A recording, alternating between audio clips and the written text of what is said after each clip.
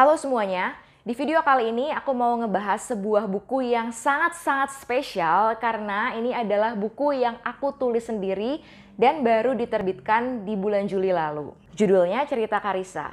Buku ini aku tulis dan aku terbitkan sendiri dengan bantuan nulis buku.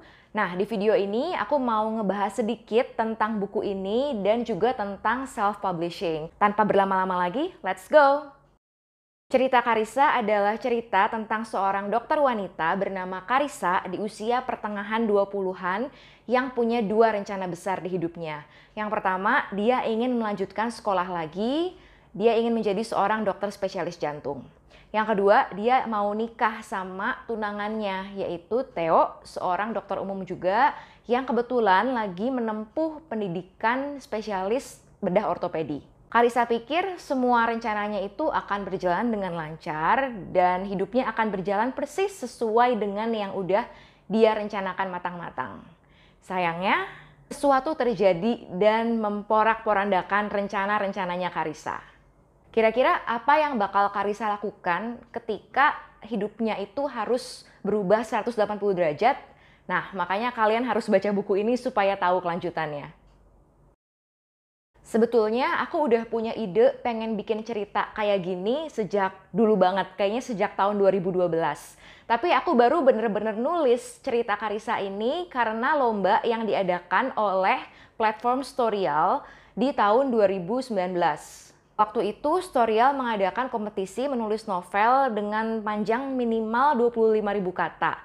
Dan seingat aku, rentang waktu dari pengumuman lomba itu sampai penutupan penerimaan naskah itu adalah 6 minggu. Jadi aku kurang lebih nulis cerita Karissa ini, nulis draft pertamanya dalam waktu 6 minggu tanpa sempat aku edit lagi, langsung aku submit. Nggak menang tentu saja. Nah, tahun depannya di awal 2020 Storyal ngadain lomba lagi. Dan aku mengikut sertakan lagi naskah cerita Karissa ini yang udah aku edit. Jadi kayaknya nggak seberantakan draft pertamanya dulu. Nah, puji Tuhan banget, di lomba kedua ini, naskah ini itu menang juara 2 dan aku happy banget. Jadi lomba itu kayak sebuah pesan buat aku, sebuah encouragement buat aku kalau aku itu bisa nulis dan tulisanku ini bisa ada yang mau nikmatin. Karena jadi salah satu juara di lomba itu, cerita Karissa ini masih ada di Storyal, masih bisa diakses di Storyal dan merupakan cerita premium. Jadi harus pakai koin untuk mengakses cerita ini. Alasan utama, aku ingin cerita Karissa bisa dibaca lebih banyak orang. Nggak semua orang mau sengaja ngedownload satu aplikasi tertentu untuk baca satu cerita ini doang.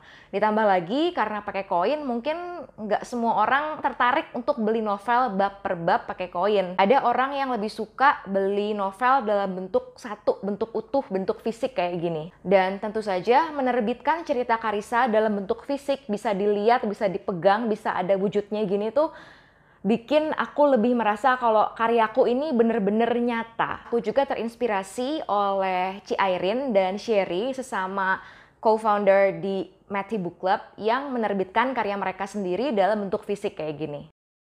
Karena meskipun ada banyak banget platform untuk self-publishing di luar sana, aku cukup percaya sama nulis buku karena dia itu jam terbangnya udah lama banget.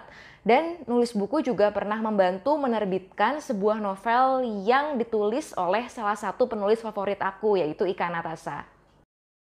Pertanyaan ini bakal aku jawab berdasarkan pengalaman pribadi aku di nulis buku. Kelebihannya, yang pertama, di nulis buku kita nggak perlu keluar terlalu banyak biaya kalau mau self-publishing di sana, karena kita hanya perlu keluar biaya untuk bayar satu eksemplar buku yang mau kita cetak, dan itu juga akan dikirimkan ke kita sebagai proofread. Yang kedua, kalau kalian mau nambah biaya, nulis buku juga menyediakan jasa untuk mengurus ISBN.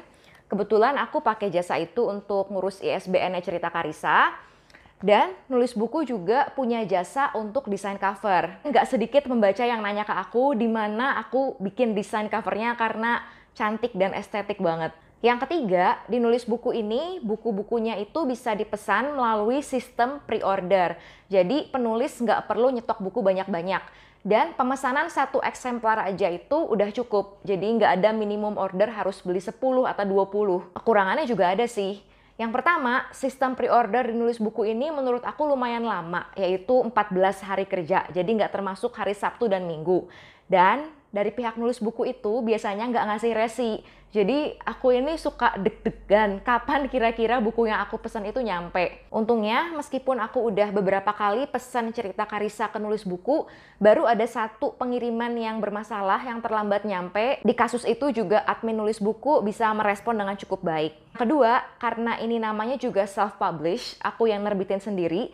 Jadi proses kayak marketingnya itu ya aku sendiri yang handle. Kadang itu agak ribet juga sih karena aku juga punya banyak kegiatan lain di luar memasarkan buku ini. Aku bukan expert dalam hal menulis karena masih banyak penulis lain yang jam terbangnya lebih tinggi dari aku.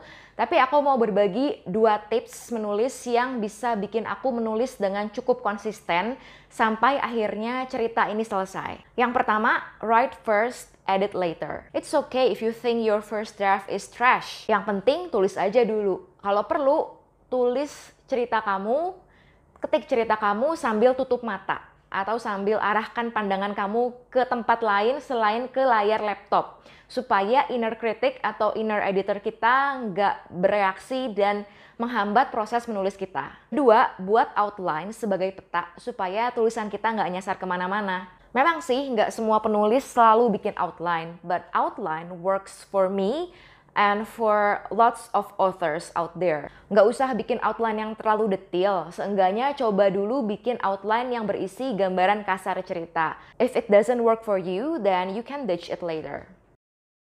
Cerita Carissa ini bisa dibeli di website nulisbuku.com, nanti akan aku cantumkan link pembeliannya di bawah. Atau kalau kalian mau lebih praktis, kalian bisa langsung hubungin aku via DM ke Instagram @krisandrika. Dan aku akan bantu pesenin bukunya dari sana. Okay, so that's all for today's video. Thanks for watching this far. Mudah-mudahan kalian suka dengan video ini. Jangan lupa untuk klik like if you like this kind of content. And don't forget to hit subscribe and also hit the notification bell so that YouTube will inform you every time I release a new video. See you in my next videos. Bye-bye!